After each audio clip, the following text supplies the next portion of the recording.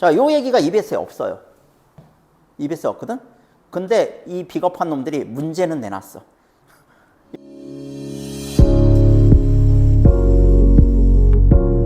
자, 그럼 오늘 집합론의 창시자라고 하죠. 요 칸토의 무한에 관한 얘기를 좀 해보도록 합시다. 무한에 관한 얘기. 일단 고대인과 아리스토텔레스의 무한에 대한 개념, 요걸 좀 전제로 알아봐야 되는데, 일단 고대인은 현실의 유한성을 부정하는 개념으로 수용해서 무한을 회피했다고 합니다. 그러니까 현실은 유한한 거야, 얘들아. 현실은 유한한 거야. 근데 무한의 개념을 들고 오는 것은 유한한 현실을 부정하는 거라고 생각했던 거죠. 그래서 무한 자체를 회피하려고 했었다. 근데 아리스토텔레스는 입장이 좀 달랐습니다. 아리스토텔레스는 잠재적 무한을 인정하고 현실적 무한을 부정해요. 자, 잠재적 무한을 인정한다는 것은 자연수를 계속 세는 것은 가능하지만 완결되지는 않죠. 그래서 가능성으로만 존재한다고 생각을 하는 겁니다. 이게 잠재적 무한. 현실적 무한은 뭐냐면 시간은 시작도 끝도 없고 가장 작게 쪼개질 수도 없다고 하죠. 그래서 전체의 모습을 확인하는 것이 불가능하다는 게 이제 현실적 무한이에요. 그래서 요거는 좀 의미가 있는데 요거는 아예 의미가 없다, 이렇게 생각을 하는 거죠. 근데 얘들아, 칸토는 어떻게 생각을 했겠냐? 칸토는 예, 요 잠재적 무한도 인정하고 칸토는 현실적 무한도 인정하게 됩니다. 그죠? 전체 모습을 확인하는 것이 불가능하다. 어느 정도는 가능하다고 보는 거죠. 왜? 크기를 비교하는 것이 가능하니까. 그지? 얘들아, 내가 지난 시간에 칸토의 결론에 대해서 미리 얘기해 줬잖아. 칸토의 결론은 뭐라고? 무한에도 등급이 있다는 것이 결론이에요. 무한에도 등급이 있다. 우리는 무한은 크기 비교가 불가능하다고 생각하잖아. 근데 칸토는 무한에도 등급이 있다고 생각을 하고, 실제로 어떤 무한이든지 크기를 비교하는 것이 가능하다고 본 거야. 알겠니? 그래서 무한의 등급을 나누는 게 칸토란 말이야. 그게 어느 정도는 전체 모습을 확인할 수 있기 때문에 그랬던 거죠. 자, 그럼 어떤 식으로 무한집합의 크기를 비교했는지 그걸 한번 살펴보자고. 일단 정수집합 알지? 정수집합이란 것은 0, 1, 2, 3, 4, 5 이것만 정수가 아니라 마이너스도 정수죠. 그죠? 그것과 자연수집합 요 두 개의 집합의 크기를 비교한다. 자, 그 다음에 또 나중에 이제 유리수 집합의 크기까지 비교를 할 겁니다. 결론은 요 세 개가 전부 같다는 겁니다. 자, 한번 봅시다. 수를 센다는 것의 의미를 정확하게 파악해야 되는데, 얘들아, 수를 센다는 건 어떤 의미라고? 예? 수를 센다는 것은 어떤 대상, 사물을 자연수에 대응시키는 거라고요. 그래서 이 분필이 하나 있다, 두 개 있다, 세 개 있다, 이게 수를 세는 거잖아. 그지? 그럼 이 분필에다가 얘는 1에 대응시키고, 얘는 2에 대응시키고, 얘는 3에 대응시키고, 이런 식으로 대응을 시키면 되죠. 그래서 수를 센다는 것의 의미, 그건 무엇이다? 자연수와의 대응이다. 자연수와의 1대1 대응이다. 그걸 이제 머릿속에 확 집어넣으십시오. 그 다음에 두 번째입니다. 두 번째. 집합 AB가 1대1 대응이 되면 집합 AB는 같은 기수를 가지며, 기수라는 게 이제 순서수지요. 순서 숫자를 가지며 두 집합의 크기는 같다라고 보는 겁니다. 그러니까 여기 집합 A가 있고 여기 집합 B가 있어요. 집합 A, 집합 B. 근데 모든 원소들이 1대1 대응을 해. 모든 원소들이 끝까지 1대1 대응을 하면 어떻게 된다? 두 집합의 크기가 같다라고 보는 겁니다. 이해가시죠? 자, 여기까지 공감하십니까? 여기까지 공감을 못하면 다음 얘기로 진행을 시킬 수가 없어요. 여기까지 공감을 하셔야 됩니다. 그 다음.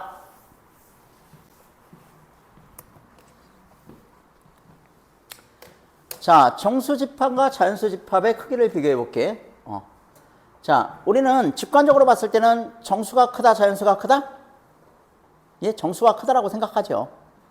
왜냐하면 자연수는 그냥 1, 2, 3, 4, 5 이거지만 정수는 이거보다 더 크죠. 0도 들어가고 마이너스도 들어가니까. 그죠? 그래서 자연수보다는 직관적으로 우리가 정수집합이 더 크다라고 생각하는데, 그 우리의 직관을 뒤집어 버린 게 요 증명이에요. 증명입니다.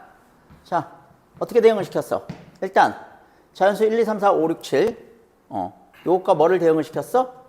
정수 0, 0을 대응시킵니다. 그 다음에 2에다 1을 대응시키고 2에다 4를 대응시켜. 즉, 얘들아, 정수에 1, 2, 3, 4, 5를 뭐에다가? 자연수? 짝수에다 대응시킨 거죠. 그럼 홀수에다가는 뭐를 대응시킬 수 있어? 음수를 대응시킬 수가 있죠. 음수를. 이해가십니까? 그러면 이 대응이 끝까지 가겠죠. 됐니? 그럼 아까의 전제. 이 집합과 이 집합이 완벽하게 1대1 대응을 하면 어떻게 된다? 두 집합의 크기가 같다라고 본다고 했으니까 두 집합의 크기는 실제로 같은 겁니다. 됐니? 그러니까 처음에 수를 센다는 것의 의미는 뭐냐? 그리고 대응을 시켰을 때 완벽하게 대응이 되면 크기가 같다고 볼 수 있느냐? 여기에 대한 아이디어가 중요한 거야. 요거를 이제 듣고 나서 이해하기는 쉬운데 처음에 발상을 한 사람은 대단한 사람이겠죠. 자, 그래서 정수 0에다 자연수 1을 대응시키고 음의 정수에다가 1이라는 홀수를 대응시키고 양의 정수에다 짝수를 대응시키면 정수와 장수가 완벽하게 1대1 대응을 합니다. 두 개가 완벽하게 1대1 대응을 하기 때문에 두 집합의 크기는 같다라고 볼 수 있는 거죠. 자, 요 얘기가 EBS에 없어요. EBS에 없거든? 근데 이 비겁한 놈들이 문제는 내놨어. 이건 EBS에 있는 문제입니다. EBS에 있는 문제. 자, 보자. 윗글의 내용을 바탕으로 보기에 대해 이해한 내용으로 적절하지 않은 거. A 호텔에는 무한개의 방이 있습니다. 모든 방에는 1부터 시작하는 자연수 호수가 있어요. 자연수 호수. 이게 샌다는 것의 의미죠. 그죠? 자연수와의 1대1 대응입니다. 자, 그 호텔의 모든 방에는 손님이 투숙하고 있는 상태입니다. 여기서 질문. 이 손님은 누굴까? 이 손님. 예, 양의 정수죠. 양의 정수예요. 알겠니? 이 손님이 뭐라고? 양의 정수입니다. 자, 그러던 중 한 명의 새 손님이 왔어. 이 새 손님 누구야? 내가 아까 봤잖아. 새 손님 누구야? 0이죠, 0. 0이 온 거지. 그지? 자, 이 새 손님이 찾아와서 투숙할 방을 구해요. 집에 있는 투숙하고 있는 모든 손님을 방 호스가 큰 방향으로 한 칸씩 옆방으로 옮겼어요. 한 칸씩 옆방으로. 됐지? 자, 그러면 비게 된 1번 방에 새 손님을 묵게 했는데 그 새 손님이 누구라고? 0. 0을 묵게 했습니다. 다음날 무한명의 새 손님이 찾아왔어. 무한명의 새 손님. 누구겠냐? 무한명의 새 손님. 누구겠어? 예? 예, 그렇죠. 음의 정수죠. 음의 정수. 음의 정수가 찾아와가지고 투숙할 방을 찾았어요. 집에 있는 모든 방의 손님들에게 현재 투숙하고 있는 방에 호수에 2를 곱한 숫자의 방으로 옮겨달라고 부탁했다. 그러니까 이 양의 정수를 뭐에다 배치한 거야? 짝수에다 배치한 거죠. 양의 정수를 짝수에다 배치한 겁니다. 남는 방에다가 남는 방은 이제 홀수방이죠. 남는 방, 이 홀수방입니다. 홀수방. 이 홀수방에 새 손님 누구? 새 손님 누구? 음의 정수죠. 음의 정수들을 투숙시키는 겁니다. 됐지? 얘들아, 요거는 그냥 요걸 풀어놓은 거예요. 아까 했던 거. 요걸 풀어놓은 거야. 이해 가지? 그래서 요거 EBS에는 없는 내용인데 이 자식들이 비겁하게 문제로는 내놨더라고. 그래서 요 문제를 해석하면 아까 그게 됩니다. 자, 답은 구하기 쉬우니까 보자. 고대인들은 무한개의 방이 존재한다는 A 호텔의 개념을 받아들이지 못하고 회피한다. 고대인들의 무한에 대한 생각은 뭐라고? 현실은 유한한데 무한한 현실을 부정하는 것이기 때문에 회피한다고 그랬죠. 그 얘기입니다. 2번, 아리스토텔레스는 무한개의 방이 있는 호텔에 무한한 손님을 수용하는 것이 가능하더라도 자, 방의 개수를 판단할 수 없기 때문에 A 호텔은 가능성으로만 존재할 수 있다고 말하였다. 이거 맞죠? 이게 잠재적 무한이죠. 다음, 칸토어는 A 호텔의 방의 집합과 A 호텔의 숙박 중인 손님의 집합은 같은 기수를 가진다. 맞죠? 같은 기수를 가집니다. 자, 그 다음에 4번. 칸토어는 A 호텔의 연속된 방 사이에 유리소를 호수로 하는 무한한 수의 새로운 방이 생성된다면 무한한 수의 손님이 방문하더라도 방이 항상 남는다고? 이게 틀렸죠. 여기 남는 방이 어디 있어요? 그죠? 이게 틀렸습니다. 5번. 칸토어는 A 호텔에 원래 투숙하고 있던 전체 손님의 집합과 새로운 손님이 투숙한 이후에 전체 손님의 집합은 자연수 집합과 동일한 크기를 가진다고 보겠군. 됐죠? 그래서 여기서 결론은 뭐야? 정수 집합은 자연수 집합과 크기가 같다는 겁니다. 정수의 무한 집합은 자연수의 무한 집합과 크기가 같다. 됐지? 요 아이디어가 이제 요 뒤에도 계속 반복되니까 요걸 잘 이해하면 뒤에 내용은 되게 쉬워요. 자, 이번에는 자연수 집합과 유리 집합의 크기를 비교합니다. 자, 일단 직관적으로 생각해 보면 어느 게 더 클 것 같아? 당연히 유리수가 더 클 것 같죠. 왜? 자연수는 유리수의 부분 집합이기 때문이죠. 자, 밑에 읽어봅시다. 자연수는 조밀성. 조밀성이라 하면 수 사이에 무수히 많은 수가 존재하는 성질입니다. 이게 없고, 유리수는 조밀성이 있죠. 그리고 자연수를 부분 집합으로 포함하고 있습니다. 그래서 직관적으로 생각할 때는 유리수가 당연히 자연수 집합보다 크다고 생각이 됩니다. 그런데 실제로 크기를 비교하면 같다라는 결론이 나와요. 어떻게 그런 결론이 나오는지 비교를 한번 해봅시다. 자, 비교 들어가기 전에 얘들아, 다시 한번 비교의 전제 두 가지를 생각해 보자고. 첫 번째, 수를 센다는 것의 의미였지. 수를 센다는 것은 무엇이다? 자연수와 1대1 대응을 시킨다는 것의 의미였다. 두 번째, 두 집합의 요소들이 1대1 대응을 하면 그 두 집합의 기수가 같고 그 두 집합의 크기가 같다는 것을 의미하는 것이었다. 자, 그 두 가지 전제를 가지고 자연수 집합과 유리수 집합의 크기가 같다는 걸 증명할 거예요. 얘들아, 두 개의 집합의 크기가 같다는 걸 증명하려면 유리수를 어떻게 하면 돼? 순서대로 쓸 수만 있으면 되겠죠. 모든 유리수를 순서대로 쓴다는 것은 모든 유리수를 순서대로 셀 수 있다는 것의 의미이고, 모든 유리수를 순서대로 셀 수 있다는 것은 자연수와 1대1 대응을 시킬 수 있다는 것의 의미죠. 그렇잖아. 1대1 대응만 되면 이제 크기가 같은 거야. 그지? 자, 그래서 이게 순서대로 쓰고 세는 아이디어예요. 자, X축을 보자. X축. 요 위에 걸 X축이라고 생각하자. 자, 위에 걸 X축으로 생각하면 분자가 하나씩 늘어나는 양의 정수죠. 그죠? 양의 정수인데 분자가 하나씩 늘어나는 거예요. 자, Y축은 얘들아, 유리수 중에서 분모가 양의 정수로 되어 있는 거지. 자, X축은 분자가 양의 정수로 되어 있는 거고 Y축은 분모가 양의 정수로 되어 있는 것이다. 이렇게 순서대로 무한히 늘어나고 이쪽도 순서대로 무한히 늘어나면 결국 이 두 개의 조합을 섞으면 우리가 어차피 유리수라는 것은 정수분의 정수니까 모든 유리수를 우리가 실제로 쓸 수 있게 됩니다. 그렇죠? 자, 그러면 셀 때는 어떻게 세야 되느냐? 자, 대각선 논법입니다. 대각선으로 세야죠. 대각선으로. 왜 그래? 이쪽도 무한히 가고 이쪽도 무한히 가니까 어떻게 돼? 무한히 가는 걸 따라가지고 쉬려면 이쪽으로 세거나 이쪽으로 세면 안 되죠? 이렇게 세야죠. 이렇게 대각선으로. 이렇게 세어야 무한히 따라가면서 셀 수 있을 거 아니냐? 그지? 자, 그것이 이 그림의 의미입니다. 그래서 이 그림의 의미면 여러분들이 잘 이해를 하시면 그렇게 어렵지 않을 겁니다. 물론 세 나가면서 2분의 2, 3분의 3과 같이 동일한 수는 제거해야 돼요. 그죠? 이렇게 제거하면서 쉬면 결국 어떻게 된다? 모든 양의 유리수를 우리가 셀 수가 있습니다.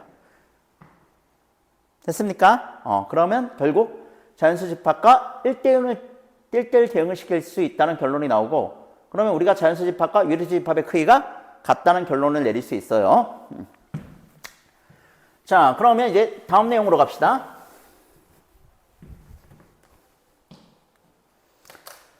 자, 다음 내용은 자연수를 가지고 이번에는 실수 집합과 비교를 합니다. 그런데 이번에는 결론이 같다는 것을 증명하는 게 아니라 실수 집합이 더 크다는 것을 증명할 거예요. 자, 어떻게 증명할 것이냐? 귀류법을 사용할 겁니다. 귀류법. 자, 일단 우리가 자연수 집합과 실수 집합이 1대1 대응을 하는 함수를 발견했다고 가정합시다. 발견했다고 가정해요. 그 다음에 그 함수에서 해당하지 않는, 즉 대응하지 않는 실수 집합이 있다는 것을 하나 이상만 증명해내면 실수 집합이 자연수 집합보다 크다는 걸 우리가 증명할 수 있겠죠. 네, 그런 방식입니다. 자, 요거 EBS에 있는 그림인데 요거 한번 이해해 봅시다. 자, 요 그림은 0과 1 사이의 모든 실수를 무한소수로 나타낸 겁니다. 그렇죠? 그래서 0점으로 시작해요. 0과 1 사이의 모든 실수를 무한소수로 나타낸 것. 자, 그런데 이게 왜 이런 식으로 내려가 있느냐? 제가 아까 그랬죠? 자, 뭘 가정하자고? 예. 자연수와 1대1 대응을 하는 실수를 가정하자고 그랬어요. 그래서 0과 1 사이에 있는 실수인데 이것이 자연수 1, 2, 3, 4, 5와 완벽하게 대응을 합니다. 그러니까 여기를 자연수 1 이렇게 생각하시면 되겠죠. 여기를 자연수 2, 여기를 자연수 3, 여기를 자연수 4, 여기를 자연수 5 이런 식으로 자, 자연수 집합과 완벽하게 1대1 대응을 하는 0과 1 사이의 실수를 가정한 거예요. 우리가 이걸 발견했다고 가정하는 겁니다. 그렇죠? 그 다음에 이걸 이런 식으로 일반화시켜서 표현합니다. A11, A12, A13. A11 앞에 1은 뭐겠어? 앞에 1은 자연수 1과 대응하는 그런 실수 집합이라는 뜻이고 뒤에 1은 뭐야? 요게 소수점 첫 번째 자리라는 뜻이죠. 그러면 A12는 자연수 1과 대응하는 실수이면서 소수점 두 번째 자리라는 겁니다. 자, 이해하셨죠? 이런 식으로 우리가 이 실수를 일반화시켜서 표현할 수 있어요. 그러면 지금 이게 완벽하게 대응이 돼야 되는데 이 집합과 대응이 되지 않는 실수 하나만 우리가 찾아낸다면 자연수 집합보다 실수 집합이 더 크다는 것을 규율법적으로 증명하게 되겠죠. 그죠? 자, 그걸 찾아내는 건데 어렵지 않습니다. 일단 제가 DN이라는 실수를 하나 만들 겁니다. 그리고 이것이 ANN과 같지 않다는 전제를 가지고 만들 거예요. 자, DN은 ANN과 같지 않다. 그러면 0과 1 사이에 있는 실수니까 0.D1, D2, D3, D4 이런 식으로 무한소수로 배열이 될 겁니다. 자, 그러면 이건 어떤 식으로 쓰여지게 되는지를 한번 보자고. 여기가 A11이잖아요. 이 A11 여기 11이 들어가는 거니까 요거는 D1과 같지 않게 되는 거죠. 그 다음에 여긴 A2이니까 여기는 어디와? D2와 같지 않게 됩니다. 여긴 A33이니까 어디와?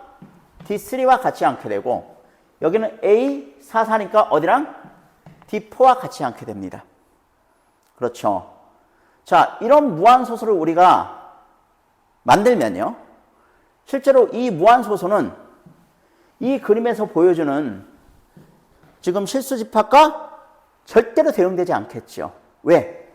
다른 숫자가 모두 같다고 하더라도 D1은 A11이랑 다르잖아요. 그죠? 그래서 여기와 대응되지 않습니다. 여기도 마찬가지예요. 다른 게 다 같다고 하더라도 D2는 무조건 A22와 다르기 때문에 절대로 대응되지 않아요. D3는 여기와 D4는 여기와 무조건 다른 거죠. 그러니까 이 실수는요. 이 실수는 무조건 이 여기 나오는 전체 실수 집합에서 하나 이상, 한 자리 이상 무조건 다르게 돼 있어요. 이해가시죠? 그래서 결국 이 실수는 이 집합에서 표현하는 어떤 실수와도 대응되지 않습니다. 그죠? 그렇다는 것은 지금 이 집합 자체가 자연수와 완벽하게 대응하는 실수 집합이기 때문에 이 집합에서 표현되지 않는 실수가 있다는 것은 실수 집합이 자연수 집합의 크기보다 크다는 것의 의미겠죠. 그렇죠? 예. 그거를 뭐라고 한다? 예. 대각선 논증이라고 합니다. 대각선 논증. 얘들아, 지금 우리가 처음에 전제로 갔던 게 정수 집합의 크기와 자연수 집합의 크기가 같았죠. 그렇죠? 그래서 유리수 집합의 크기도 같았어요. 결국 자연수 집합의 크기와 이걸 중심으로 했을 때 정수 집합, 유리수 집합은 크기가 같은 거야. 그렇지? 왜 얘가 중심이 되죠? 예? 수를 센다는 것의 의미가 자연수와 대응되는 거였으니까. 그지? 근데 얘네 둘이 크기가 같다고 그랬잖아. 이 두 개는 크기가 같은데 실수는 크기가 다르죠. 그죠? 그게 왜 그런 거라고? 무한의 방향이 추가되기 때문에 그런 거예요. 결론적으로. 자, 무슨 얘기냐면, 자, 보세요. 요건 자연스러운 건데, 얘들아, 봐봐. 지금 정수도 무한히 가고, 자연수도 무한히 가죠. 두 개 다 무한히 가잖아. 그지? 두 개 다 무한히 가기 때문에 두 개의 크기가 같은 거야. 왜냐하면 둘 다 무한히 가기 때문에 짝을 완벽하게 1대1 대응을 시킬 수가 있잖아요. 그지? 그 다음에 여기도 마찬가지야. 여기도 지금 대각선으로 가서 그렇지, 지금 자연수의 무한과 유리수의 무한이 한 방향으로 가고 있다고. 1대1 대응이에요. 그러니까. 알겠니? 자연수는 이렇게 쭉 가는 거고, 유리수는 이런 식으로 가 있는 거야. 근데 요거를 이제 우리가 이렇게 가고 있으니까 요걸 직선으로 환원시킬 수 있잖아. 그지? 그럼 이쪽도 직선, 이쪽도 직선 해가지고 두 개의 직선이 무한하게 쭉 가죠? 그죠? 그러니까 1대1 대응이 되는 거예요. 그러니까 크기가 같은 거고. 그렇지? 근데 여기는 어떠니? 여기는 그게 안 돼요. 이게 자연수의 무한이잖아. 쭉 가잖아. 그럼 여기도 자연수의 무한이랑 맞붙어가지고 실수가 무한으로 쫙 1대1 대응을 해야 되는데, 실수는 문제는 뭐냐면 이쪽으로도 무한이라는 거지.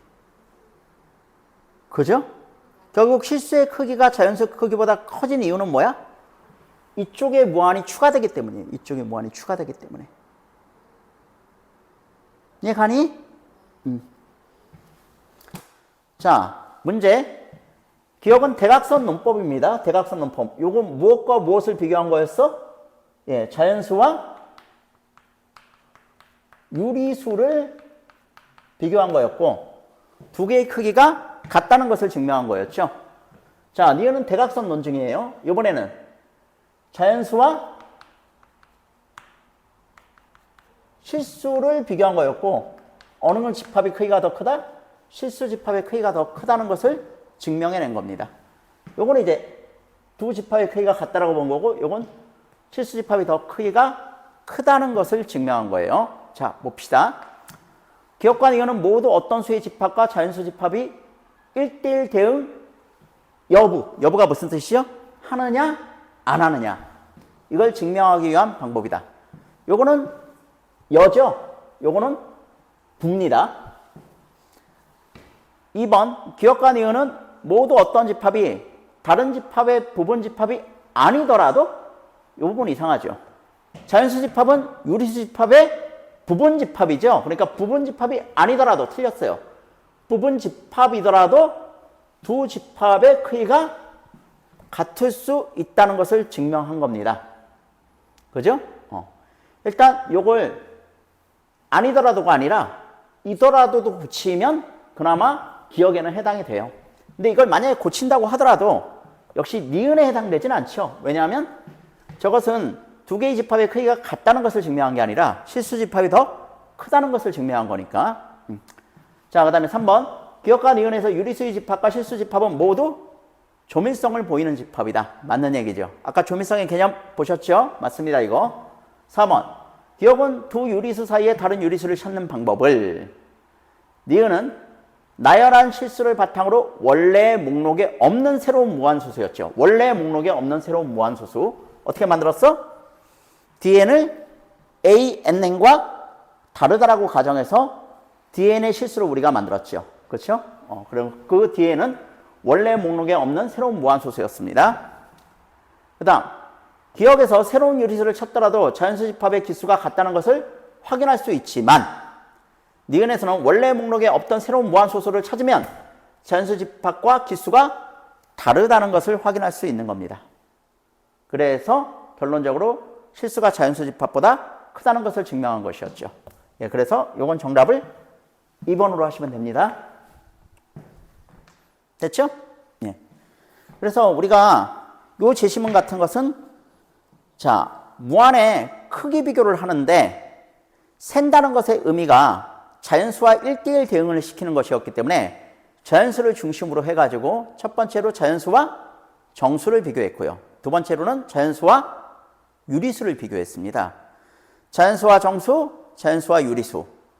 모두 정수나 유리수가 클 것 같았지만 실제로 우리가 1대1 대응을 시켜본 결과 두 집합의 크기가 같다는 것을 증명했어요. 근데 마지막으로 자연수와 실수를 비교했는데 이것은 실수가 더 크다는 것을 증명해냈죠. 자, 어떤 식으로? 예, 귀류법적으로. 귀류법이라는 것은 일단 1대0을 대응을 시킬 수 있는 완벽한 함수가 존재한다는 것을 전제로 해가지고 그 함수에서 대응시키지 못하는 실수를 하나만 찾아내면 우리가 실수가 자연수보다 크다는 것을 증명해내는 그런 방식이었죠. 예, 그런 식으로 해가지고 우리가 이런 결론을 맺을 수 있었습니다.